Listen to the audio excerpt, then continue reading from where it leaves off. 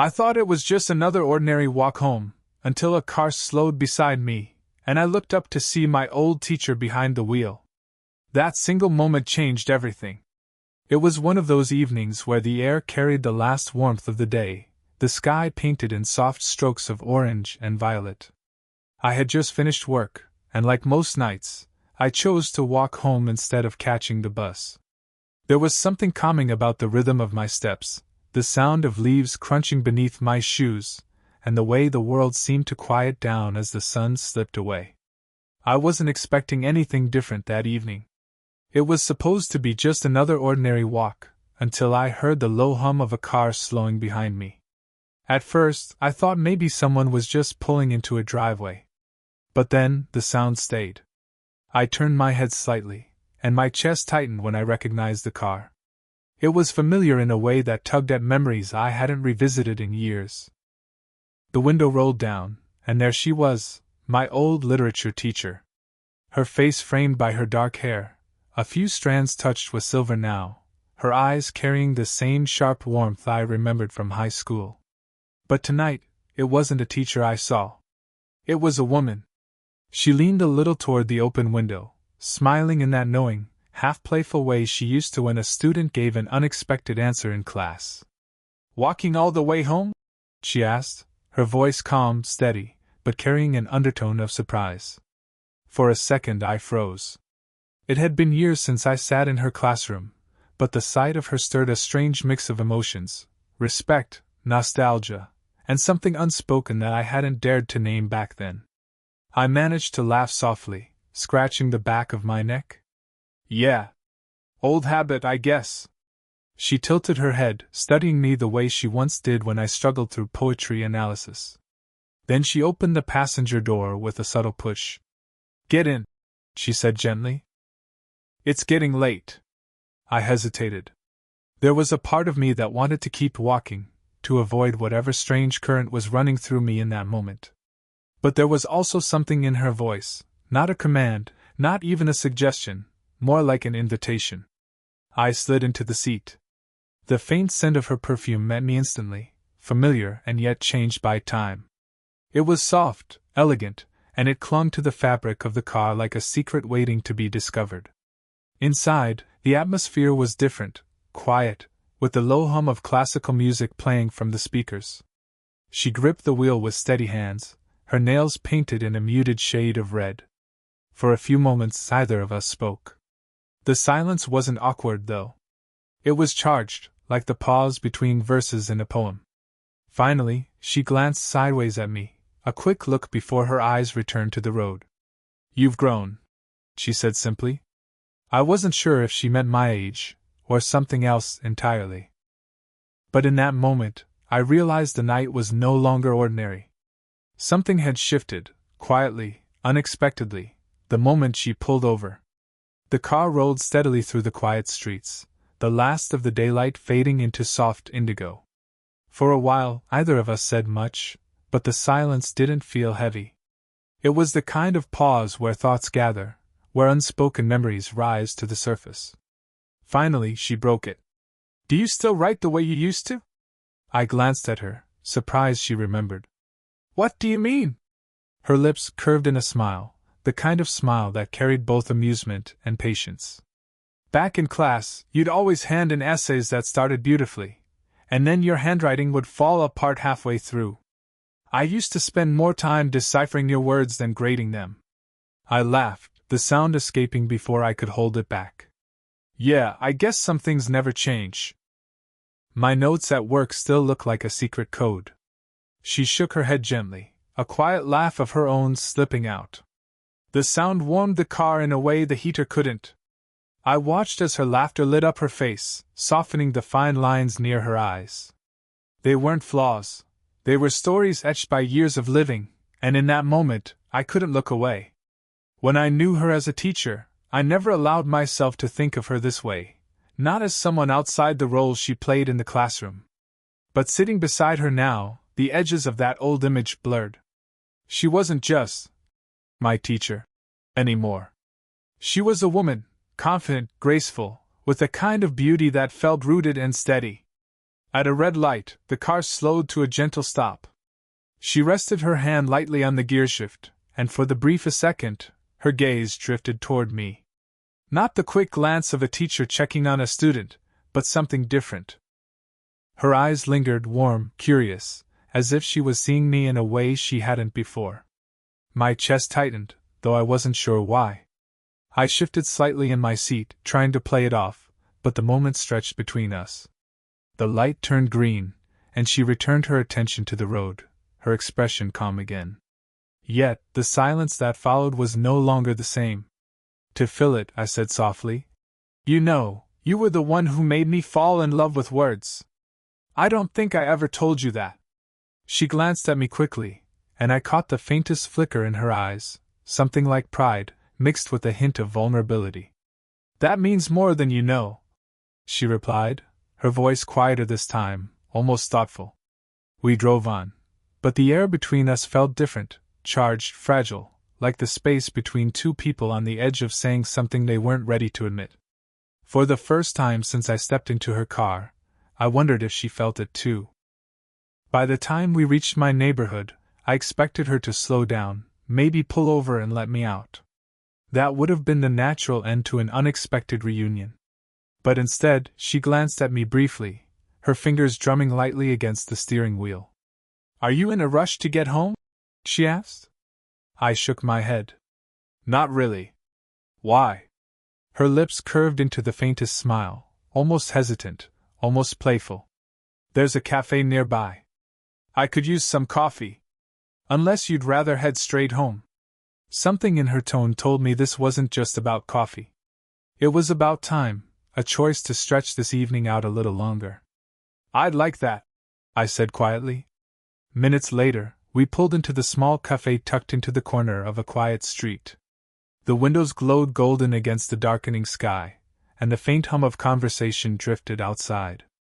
Inside, the air was warm, filled with the rich aroma of roasted beans and the soft sound of cups clinking against saucers. We chose a small table by the window.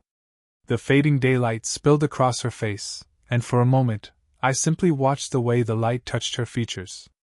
She noticed, perhaps, because she tucked a strand of hair behind her ear and looked down at the menu. When the waitress brought our drinks, we both reached for the sugar at the same time. My hand brushed against hers, just a light touch, but it sent a surprising spark up my arm. She drew her hand back with a quiet laugh, shaking her head. "Some things don't change," she teased gently. "You still rush in without looking." I smiled, though inside, my heart was beating faster than I wanted to admit. Our conversation began light. The books we'd both been reading, the little updates about life since the last time we'd spoken. But somewhere between sips of coffee and quiet laughter, it shifted. She admitted, in a low, thoughtful tone, "It feels strange seeing you like this. Grown. Different. I keep expecting you to pull out a notebook and ask about an assignment." I looked at her, my voice steadier than I felt. "That part of my life's long over. And I don't really see you as a teacher anymore." Her eyes met mine then, holding them for a beat longer than necessary. There was something unspoken there, recognition, hesitation, maybe even curiosity. Silence settled between us, but it wasn't empty. It was full, charged with something neither of us dared to name. Outside, the world carried on, cars passing, lights flickering on, but at that table, time seemed to move slower, as if waiting for one of us to take the next step. She broke the silence at last, her voice soft but certain. "It's nice talking to you like this." And in her words I heard more than politeness. I heard an admission, a small opening. Something that made me wonder, maybe I wasn't the only one feeling the pull of something quietly beginning between us. The drive home after the cafe felt different from the one before. The quiet between us wasn't filled with small talk anymore. It was heavier, threaded with all the things we hadn't said at the table. The sky outside had deepened into night, and the streets were lit only by the warm amber glow of scattered street lamps. I sat back in the passenger seat, listening to the soft hum of the engine, stealing glances at her profile as she drove. Her expression was calm, but her grip on the steering wheel was just a little tighter than before, her knuckles pale in the dim light. When the car slowed to a stop outside my building, I reached for the door handle, ready to thank her and step out. But something made me pause. Maybe it was the way her shoulders didn't relax, or how she stayed looking straight ahead, her lips pressed together, as if holding back words. I turned slightly toward her. "You okay?" She let out a quiet breath, one that seemed to carry more weight than just the drive.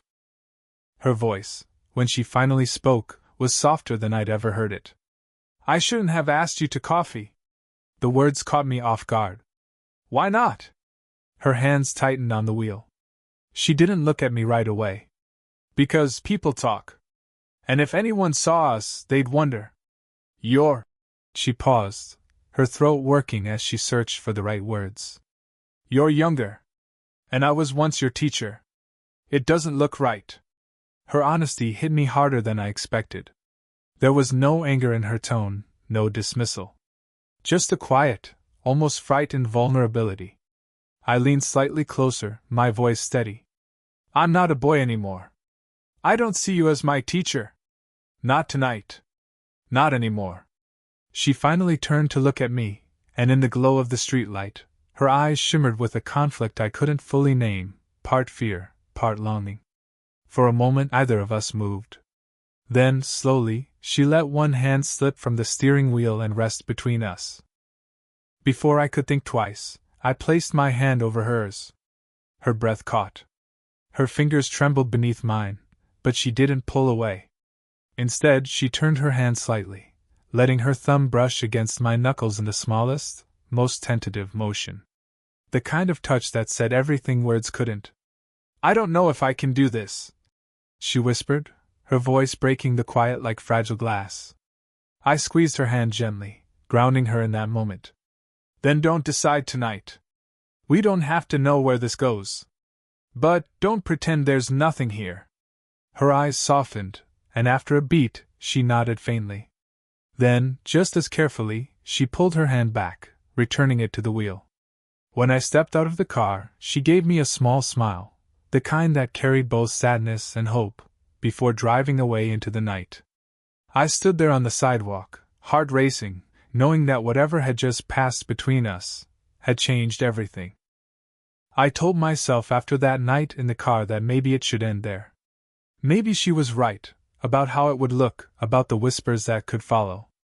But no matter how much I tried to focus on work, or on anything else, her face kept finding its way back into my thoughts. The way her hand trembled under mine. The quiet vulnerability in her eyes. The way she drove off, as if pulling away from something she secretly wanted to stay with. Fate, however, had other plans.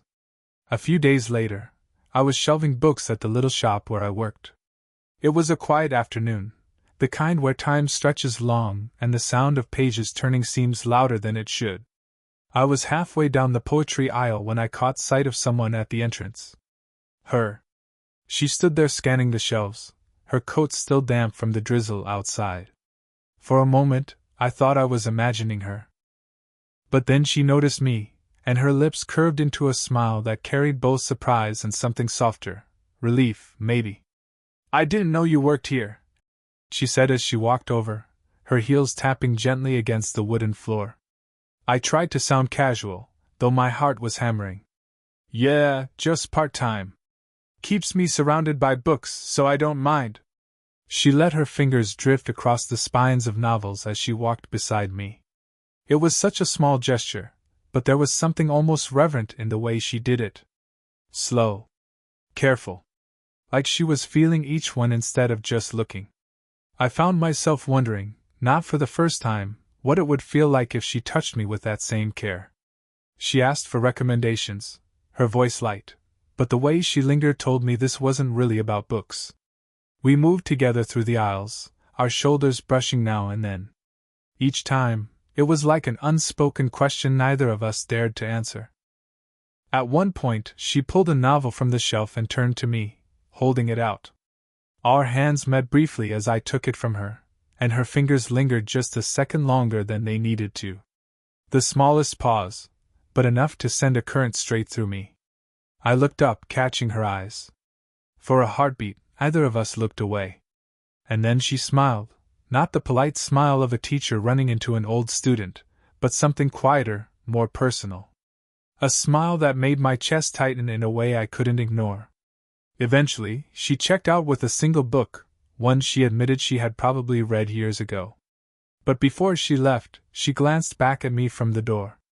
Just for a moment. Just long enough for me to know this wasn't coincidence. Whatever was pulling us together, it wasn't finished. The rain had been falling all evening, steady and unhurried, drumming softly against the rooftops and sidewalks. I hadn't expected to see her again so soon.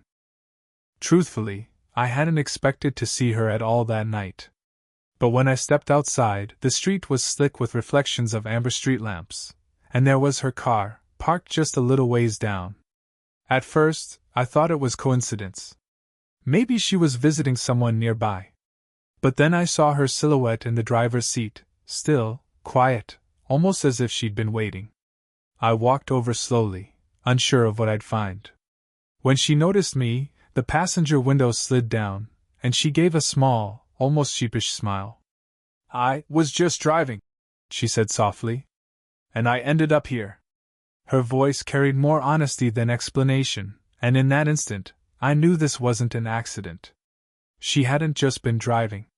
She'd been drawn here, the same way I was drawn to her. I opened the door and slid inside. The air in the car was warm, filled with the faint scent of her perfume, but outside the rain tapped steadily against the roof, like a heartbeat we couldn't ignore. For a long moment neither of us spoke. The silence was different this time, heavier, full of all the words we'd been holding back. Finally, she exhaled, her shoulders sagging slightly. "I don't know what's happening to me," she whispered. "I haven't felt alive like this in years. And it scares me." Her confession cut through me. The strength she always carried, the calm authority she once wore so easily, now it gave way to something fragile, something painfully human. Without thinking, I reached across the console and found her hand. This time, she didn't hesitate. Her fingers slipped into mine, trembling slightly, but she didn't let go. "I think about you," I admitted, my voice low, steady despite the pounding in my chest. "More than I should. More than I expected to. And I don't want to keep pretending I don't." Her breath caught. She turned toward me, her eyes glistening in the dim glow of the dashboard lights. "I've thought of you too," she confessed, her voice breaking just enough to betray how much it cost her to admit it. "Every day since that night in the car. But I'm terrified of what this means. Of what it could cost." Her words hung between us, as heavy and inevitable as the rain outside. I wanted to lean closer, to erase the space that still lingered between us. And for a moment, it seemed she wanted the same, her face tilted slightly toward mine, her breath brushing my skin. But instead of a kiss, she let out a shaky sigh and rested her forehead gently against my chest. The weight of her leaned into me, fragile yet grounding. "I'm scared," she whispered again, almost too softly to hear. I closed my eyes, tightening my hold on her trembling hand. "Then let's be scared together," I murmured. And in the quiet, with the rain falling steady around us, that promise was enough to hold us both. A week passed after that night in the rain. A week of restless thoughts, of remembering the weight of her forehead against my chest, the tremble in her hand when she admitted her fear. Every detail lingered like a song I couldn't stop hearing. Part of me worried she'd pull away, decide it was safer to leave our connection where it was. But then, one evening, my phone buzzed with a simple message. "Are you free for a walk?" It wasn't much, but it was enough.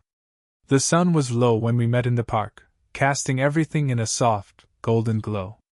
The air smelled faintly of grass and distant rain, and the path beneath our feet crunched with gravel as we walked side by side. At first, we spoke of little things, work, books, the kind of light conversation that filled space without pressing too close. But underneath it all, I felt the weight of what still needed to be said. After a while, she slowed, her hands tucked into the pockets of her coat. She looked ahead, then down, and finally turned toward me. "I've been thinking," she said quietly. Her voice carried no hesitation, only the steady tone of someone who'd come to a decision. The world may not understand this. People might judge. They'll see the years between us, or the fact that I was once your teacher. And they'll draw their own conclusions. I waited, my chest tight, afraid of what might come next. She met my eyes then, and her expression softened. But I don't want to keep pretending distance, when all I really want is to be near you. For a moment I couldn't speak. The weight of her words, the quiet courage it took for her to say them, left me still. Finally, I breathed out. Then let them think what they want.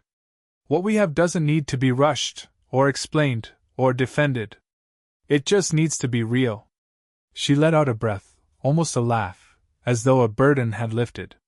And when the evening breeze cooled the air, I slipped off my jacket and draped it gently over her shoulders. Her eyes softened at the gesture. You always were too kind, she whispered. I shook my head. Not kindness. Just what feels right. We continued walking, slower this time. At one point, her hand brushed against mine, once, twice, before finally slipping into my palm.